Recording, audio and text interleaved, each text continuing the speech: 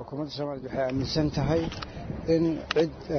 wadan jaar nala ah uusan ku soo xadgudbi karin xuduudda wadanka Soomaaliya haltaa ka uma ogolaanayna cid ku soo xadgudubto xuduudda wadanka Soomaaliya arrinta ku saabsan dhisidda darbiga ay dawladda Kenya ay qorsheynayso inay jirto waxaan aaminsanahay inuusan waxba ka taraynin sugidda amniga waxaan aaminsanahay inuu dhibaato badan abuurayo mana aha approach sax ama tallaabo sax ah oo lagaga hortagi karo amni darrada ay wadaan shabaab